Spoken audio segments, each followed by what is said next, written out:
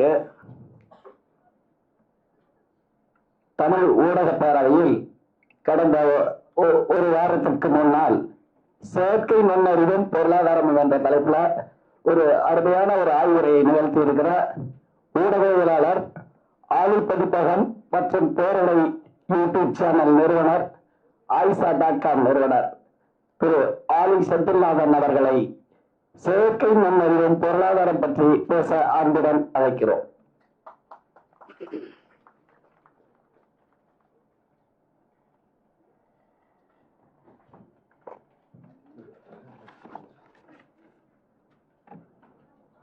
அனைவருக்கும் வணக்கம். பாலாசிங் நீண்ட நாள் நண்பர். சமூக களத்தில், அரசியல் வெளியில், பொருளாதாரத்தில் பல விஷயங்களை கலந்து செயல்படக்கூடிய கொஞ்சம் பேரில் நாங்கள்லாம் பல்வேறு விஷயங்கள் இருக்கும். வெறும் பிஸ்னஸ்மேன் அப்படின்னோ அல்லது வெறும் சமூக செயல்பாட்டாளர் அப்படின்னோ இல்லாமல் பல விஷயங்களுக்கு இந்த மேடையில் இருக்கிற பலரும் அப்படி தான், சிவராஜா உட்பட எல்லாருமே அப்படி தான். இந்த நிகழ்ச்சிக்கு வந்திருக்க அனைவருக்கும் நேரம் கருதி வணக்கம் சொல்லி நிறுத்திக்கிற ஒவ்வொருத்தர் பேர் சொல்லாமல் சுருக்கமாக ஒரு விஷயத்தை நம்ம சொல்லணும். இதுக்கு முன்னாடி நடந்த சில நிகழ்வுகள் அதை கொஞ்சம் தூண்டி விட்டுச்சு. அந்த பேராசிரியர் ஐயநாதன் அவர்களுடைய அந்த ஸ்பைஸ் ரூட் பற்றி அந்த ஒரு ரொம்ப சுவாரஸ்யமான ஒரு கருத்து, அந்த விஷயங்கள் எல்லாம் நானும் நிறைய பேசியிருக்கிறேன். திமாகரன் பேசின விஷயங்களும் ரொம்ப முக்கியமானது. செயற்கை நுண்ணறிவும் பொருளாதாரம் அப்படிங்கிறது, நாம் செயற்கை நுண்ணறிவு பற்றியோ பொருளாதாரம் பற்றியோ இப்போ நான் கிளாஸ் எடுக்கல. தமிழர்களுக்கு இந்த ரெண்டு சொற்கள் தொடர்பாக என்ன ஒரு நிலைப்பாடு நாம் எடுக்கணும். நாம் இன்னைக்கு பேசுறது நம்முடைய முன்னேற்றம் ஒரு நெருக்கடியான சூழல்ல. உலக அரசியல் எப்படி இருந்தாலும் சரி, இந்திய அரசியலை பொறுத்தவரையில தமிழர்களுக்கு இது ஒரு நெருக்கடியான ஒரு சூழல் தான். தமிழ்நாட்டினுடைய இன்றைய திசை வழி சிறப்பாக போய்கொண்டிருப்பதற்காக நமக்கும் ஒரு நம்பிக்கை இருக்கு. ஆனாலும் எதிர்காலத்தை பற்றி யோசிக்கும் போது அச்சம் இல்லாமல் இல்லை. ஒரு பக்கம் நாம தமிழர்களாக, தமிழ்நாட்டினுடைய மக்களாக என்ன டைரக்ஷன்ல போறோம் அப்படிங்கிறதுல நமக்கு நிறைய கேள்விகள் இருக்கு. இன்னொரு பக்கம் மனிதர்களாக பார்த்தோம்னா நமக்கு இன்னும் பெரிய பெரிய கேள்விகள்லாம் இருக்கு. கிளைமேட் சேஞ்ச் பிரச்சனை இருக்கு, இன்கம் இன்இக்வாலிட்டி பிரச்சனை இருக்கு, ஒட்டுமொத்தமாகவே உலகம் முழுக்க இருக்கக்கூடிய இந்த வலதுசாரி அரசியலால் ஏற்படக்கூடிய பிரச்சனை நிறையவே இருக்கு. இப்படி பல விஷயங்கள் இருக்கு. அப்போ இந்த காலகட்டத்தில் பொருளாதாரத்தில் நாம் என்ன செய்யணும், அந்த சிந்தனையை நாங்கள் நிறைய பேசியிருக்கிறோம். பாலாசிங் தொடர்ந்து அதை பற்றி பேசுகிறாரு. அந்த பொருளாதாரம்னு சொல்லும்போது ஒரே ஒரு கருத்து தான் நான் இங்கே வலியுறுத்த விரும்புகிறேன். நேரத்தின் அருமை கருதி நிறைய பேசல. அடிப்படையில் மூலதனம் சார்ந்தது.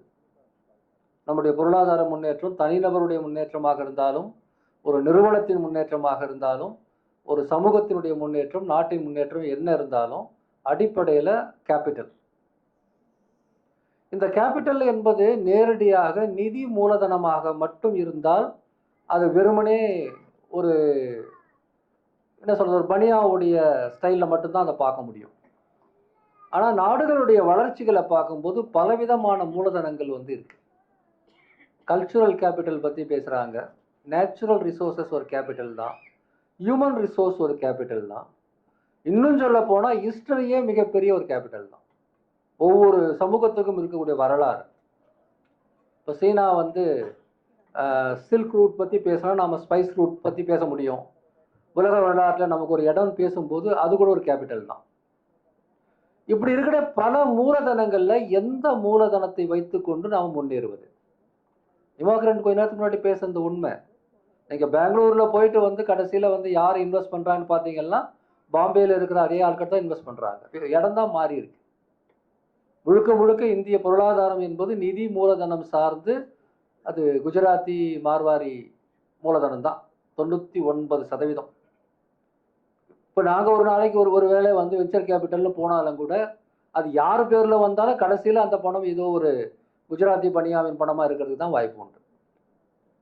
அப்போ அந்த ஃபினான்ஸ் கேபிட்டலில் நாம் ரொம்ப அதிகமாக இப்போ ப்ளே பண்ண முடியாது. நம்ம விருப்பம் எவ்வளோ ஒன்றா இருக்கலாம். அதே போல் இன்றைய உலகத்தினுடைய பொலிட்டிக்கல் கேபிட்டல்னு பார்த்தீங்கன்னா அமெரிக்காவுக்கோ சீனாவுக்கோ இருக்கக்கூடிய அதே பலம் நமக்கு இல்லை, இந்தியாவுக்கே கிடையாது. நாம் இன்னும் கூட ஒரு விதத்துல வந்து வேகமாக வளர்ந்து வரக்கூடிய வளரும் நாடாக இருக்கிறமே ஒழிய பெரிய அளவுக்கு மாற்றம் இல்லை. அப்போ வரலாறு முழுக்க நாம் வந்து நம்முடைய பலத்தை எங்கிருந்து பெற்றோம்? இன்னும் பெரிய பெரிய அளவுக்கு நிதி மூலதனம் எந்த காலத்திலயும் தமிழ்நாட்டில் இருந்ததா தெரியல. ரொம்ப பெரிய நேச்சுரல் ரிசோர்ஸ் நமக்கு இருந்ததா? அரபு நாடுகளுக்கு ஆயில் இருந்தது போல, இல்லை இந்தோனேஷியா போன்ற நாடுகள்ல வந்து மிகப்பெரிய காட்டு வளம், இயற்கை வளம் இருந்தது போல, இல்லை பல நாடுகள் இருக்கிற மாதிரி வந்து தங்கமோ இல்லை பெரிய அளவுக்கு இரும்பு சுரங்கங்களோ இருக்கிற மாதிரி தமிழ்நாட்டில் இருக்கா? பீகார்ல கூட பெரிய அளவுக்கு இரும்பு சுரங்கம் இருக்கு. உண்மையிலே நமக்கு அவ்வளோ பெரிய அளவுக்கான இயற்கை வளங்களும் இருந்தது கிடையாது. அப்ப இந்த 2000 வருஷமா தமிழர்கள் எந்த பலத்துல இவ்வளவு காலம் நின்று இருக்கிறாங்க? அன்றிலிருந்து இன்று வரை நம்மோட துணை புரியக்கூடிய பலங்கள்லயே மிகப்பெரிய பலம் அறிவு பலம் தான் நம்மகிட்ட. நாலேஜ் கேபிட்டல் மட்டும்தான் 2500 வருஷமா தமிழர்களை இந்த உலகத்துல ஒரு மனுஷனா வச்சிருக்கு. அந்த அறிவை நாம வந்து இலக்கியத்துக்கு பயன்படுத்தி இருக்கலாம், அந்த அறிவை நாம வந்து வணிகத்துக்கு பயன்படுத்தி இருக்கலாம். அந்த அறிவுங்கிற ஒரு விஷயம் நீங்க சங்க இலக்கியத்திலேயோ அல்லது திருக்குறள்லயோ பார்க்கும்போது உங்களுக்கு புரியும். ஏன் இந்த சமூகம் அறிவுங்கிற ஒரு விஷயத்தை இவ்வளவு ஆழமாக பார்த்திருக்கிறது? வடக்கே இருக்கக்கூடிய வர்ணாசிரம கோட்பாடு அறிவுங்கிறது ஒரு குறிப்பிட்ட வர்ணத்துக்கு தான் ஒதுக்கி வச்சிருக்கு. மற்றவங்களுக்கெல்லாம் அது தேவையில்லை. அது 4 கேபிட்டல் பிரிச்சு வச்சிருச்சு. உனக்கு இந்த கேபிட்டல் தான். ஆனா தமிழ்நாடு அப்படி இல்லை.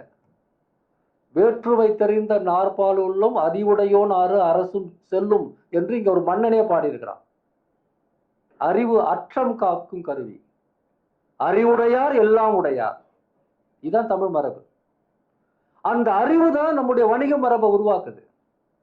இந்த பக்கம் வந்து சீனாவினுடைய கிழக்கு முனையில இருந்து அந்த பக்கம் வெனிஸ் வரையில தமிழர்கள் பிசினஸ் பண்ணாங்கன்னா அறிவின் காரணமாகத்தான். உண்மையிலே தமிழ்நாட்டில் பெரிய நேச்சுரல் ரிசோர்ஸ் இல்லைங்க. அப்ப எப்படி வந்து உலக வணிகத்தில் நாம் இருந்திருக்க முடியும்? 1000 வருஷத்துக்கு முன்னாடி பெய்ஜிங்ல இருந்த ஒரு அரசனுக்கு முன்னாடி சோழர்களுடைய தூதுக்குழு சென்று ஒரு 100 பொருள்களை பட்டியலிட்டு, இந்த பொருள்களை எல்லாம் நானே உனக்கு சப்ளை பண்றேன். அந்த 100 பொருளை 80 பொருள் தமிழ்நாட்டு பொருளே கிடையாது. இவன் எல்லா இடங்கள்லயும் ப்ரொக்யூர் பண்ணி மொத்தமா ஹோல்சேலா உனக்கு கொடுக்குறேன் அப்படின்னு போயிட்டு அங்க பேசுறான். இந்த உலகத்தை பற்றிய அறிவு, வணிகத்தை பற்றிய அறிவு, காற்றில வந்து அந்த கடல்ல எப்படி வந்து நம்ம வந்து களம் செலுத்த முடியும் என்கிற அந்த அறிவு, இயற்கை வளங்களையும் மனித வளத்தையும் சிறப்பாக பயன்படுத்தி வளரக்கூடிய அறிவு என்பது தமிழர்களுடைய நீண்டகால அறிவு. அந்த அறிவின் தொடர்ச்சி தான் முதல் தொழில் புரட்சி உலகத்துல நடந்து இந்தியாவில் காலனிய காலகட்டத்தில் நுழைந்த போது சென்னை மாகாணத்துல முதல்ல, அதாவது பாம்பே, கல்கத்தா, மெட்ராஸ் 3 ப்ராவின்ஸ்ல தான் எல்லாம் நடந்தது.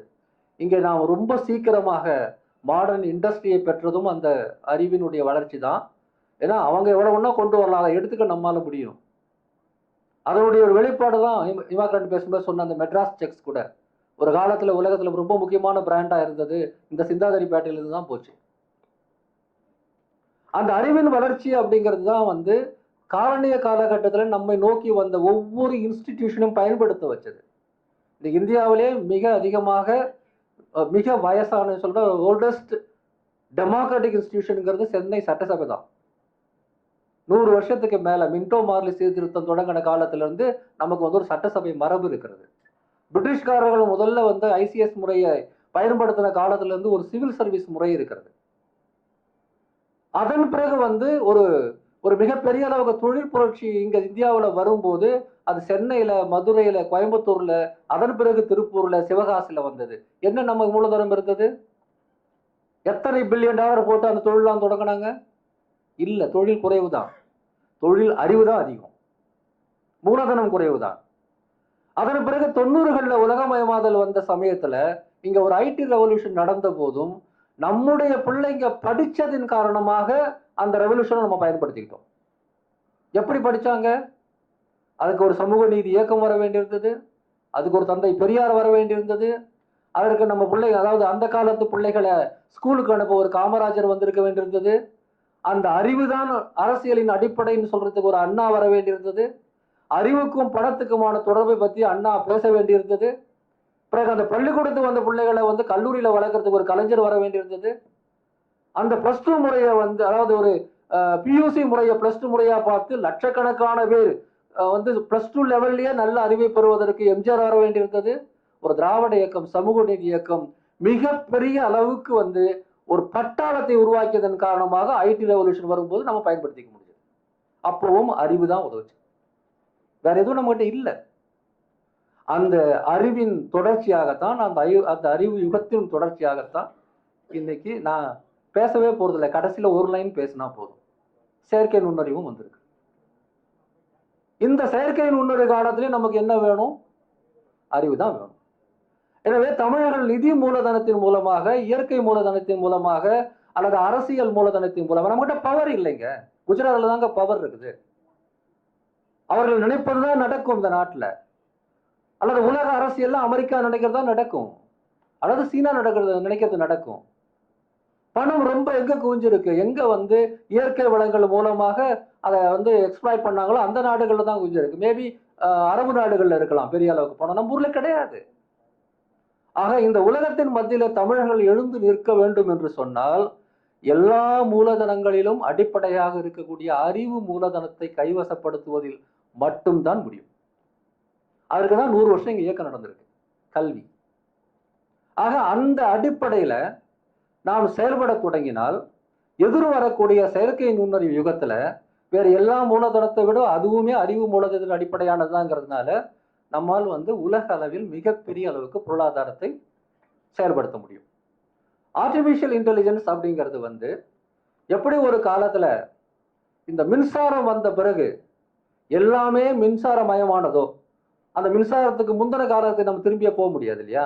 எலக்ட்ரிஃபிகேஷன் வந்த பிறகு கொஞ்சம் கொஞ்சமா எலக்ட்ரிஃபிகேஷன் ஆகும், அதுக்கு முன்னாடி நம்ம போக முடியாது. திடீர்னு வீட்டுல இருந்து லைட் எல்லாம் பிடிங்கி வெளியே எரிய முடியாது. அதே போல உங்களுக்கு கம்ப்யூட்டர் வந்த பிறகு கம்ப்யூட்டரைஸ் மயமாச்சு, எல்லாமே கம்ப்யூட்டரைசேஷன், கணிப்பொறி மயமானது உலகம் முழுக்க. அதன் பிறகு உலகம் முழுக்க இன்டர்நெட் மயமாச்சு. அதே போல இப்போ உலகம் முழுக்க வந்து ஏஐ மயமாக மாறும்போது, நான் ஏஐன்னு சொல்லும் போது அது தொடர்பான இந்த 4ஆம் தொழில் புரட்சி என்று சொல்லக்கூடிய எல்லாத்தையும் சேர்த்து சொல்றேன். ரொபாட்டிக்ஸ் இருக்கலாம், அல்லது வந்து ஒரு சஸ்டைனபிள் டெவலப்மெண்ட் கூட இன்னைக்கு புதிய பொருளாதார முறையாக தான் மாறி இருக்கிறது. கிளீன் எனர்ஜி பத்தி பேசுறோம், அதாவது வந்து சஸ்டைனபிளான முறையில நாம் வந்து விவசாயத்தையும் தொழில்துறையையும் சேவையும் எப்படி வழங்க முடியும்னு பேசுறோம். ஆக இந்த புதிய யுகத்தை மொத்தமா எடுத்துக்கோங்க, 4th இண்டஸ்ட்ரியல் ரெவல்யூஷன் என்று சொல்லக்கூடிய இந்த காலகட்டத்தினுடைய ஒவ்வொரு துறையிலும் தமிழர்கள் நுழைவதற்கு இப்போ பெரிய அளவுக்கு தடைகள் இல்லை. நாம எவ்வளவு படிக்கிறோம், எந்த அளவுக்கு படிக்கிறோம், எப்படிப்பட்ட யூனிவர்சிட்டிஸ்ல படிக்கிறோம், எவ்வளவு ஆராய்ச்சிகள்ல ஈடுபடுறோம், எந்த அளவு உலக மக்களோட சேர்ந்து அந்த புரிதலை வளர்த்து கொள்கிறோம், இதுதான் முக்கியமானது. இப்போ உங்க பாக்கெட்ல $100 மில்லியன் இருக்கணும்னு அவசியம் இல்லை. ஆக இந்த அறிவு மூலதனம் என்பது ரொம்ப அழகாக தமிழர்கள் நீண்ட காலமாக எதில் பலம் வாய்ந்தவர்களோ அந்த பலத்தின் அடிப்படையிலான ஒரு யுகம் உருவாகி கொண்டிருக்கிறது. அதுதான் ஏஐ ஈரா. அந்த ஏஐ ஈராவில் வெற்றி பெறுவதற்கு நமக்கு எல்லா கதவுகளும் திறந்திருக்கிறது. நாம் ஆசியாவுக்கு குறுக்காக நம்மால இன்னொரு ஸ்பைஸ் ரோட் போட முடியுமா இல்லையான்னு எனக்கு தெரியாது. ஆனால் உலகம் முழுக்க நம்மால் உறுதியாக தமிழ்நாட்டிலிருந்து இந்த அறிவு யுகத்தின் நாலேஜ் ஈரான்னு சொல்றேன் இல்லையா, இந்த அறிவு யுகத்தினுடைய நிறுவனங்களை உருவாக்கி நாம் பெரிய அளவுக்கு வெற்றி பெற முடியும். பாலாசிங் உட்பட அனைவருடைய முயற்சிகள் வந்து அதை நோக்கியும் இருக்கணும். இறுதியாக ஒரே தகவலை சொல்லிட்டு விடைபெறேன். இங்க உட்காந்து பேசிட்டு இருக்கும் போது ஸ்டார்ட் அப் டீனுடைய சிஓ நண்பர் சிவராஜா ராமநாதன் வந்து ஒரு புள்ளி விவரத்தை காட்டினாரு. தமிழ்நாட்டில் டிபிஐஐடிங்கிற ஒரு ரெஜிஸ்ட்ரேஷன் இருக்கு யூனியன் கவர்மெண்ட்ல, ஸ்டார்ட் அப் ரெஜிஸ்ட்ரேஷன். அந்த ரெஜிஸ்ட்ரேஷன்ல வந்து இன்னைக்கு ரெஜிஸ்டர் இருக்கிற நம்பர் வந்து 10,000. தமிழ்நாட்டில் இருந்து 10,000 பேர் வந்து அதை ரெஜிஸ்டர் பண்ணியிருக்கிறார். அவர் அந்த பொறுப்பை எடுத்த போது இங்க 2300 இருந்தது. 3 வருஷத்துல 7500 புதிய மாடர்ன் ஸ்டார்ட் அப் நிறுவனங்களை வந்து அவர் உருவாக்கியிருக்கிறார். அந்த நிறுவனங்களுடைய பேசிஸ் என்ன, எந்த அடிப்படையில் அவங்க எல்லாம் வளர்ந்துருக்கான்னு பார்க்க சொல்லுங்க. 99% அறிவின் அடிப்படையில் தான் இருக்கும். ஏன்னா எல்லாருமே சாதாரண மக்கள், கிராமங்கள்ல இருந்து வந்தவங்க, சிறுநகரங்கள்ல இருந்து வந்தவங்க, பல, அதாவது ஃபர்ஸ்ட் ஜெனரேஷன் பட்டதாரி சொல்லுவாங்க இல்லையா, முதல் தலைமுறை பட்டதாரி போல முதல் தலைமுறை தொழில் முனைவர்கள் அவர்கள் பல பேர். இந்த ஒரு புரட்சி இங்க நடந்ததுக்கான ஒரு மிக முக்கியமான ஒரு வாழ்த்துக்களை நம்ம அனைவரும் அவருக்கு சொல்லணும். ஸோ இது எப்படி நடந்தது அப்படின்னா, நாம் அந்த பாதையில் போனதுனால நடந்தது. அந்த பாதை என்ன பாதைன்னு எல்லாருக்குமே தெரியும். எனவே நாம் வந்து இந்த சமூக நீதி பாதையில் உருவான அறிவு பாதையில நாம் நடைபோட்டால் செயற்கை நுண்ணறிவு யுகத்தின் பொருளாதாரத்துல நமக்கான இடத்தை நாம் உறுதி செய்து கொள்ள முடியும். நன்றி. நன்றி சார். சிறப்பான செயற்கை நுண்ணறிவு பொருளாதாரம் பற்றி சிறப்பான உரை நிகழ்த்திய திரு ஆலி செந்தில்நாதன் அவர்களுக்கு ஆசா பாலசிங் அவர்கள் நினைவு பரிசு வழங்குவார்.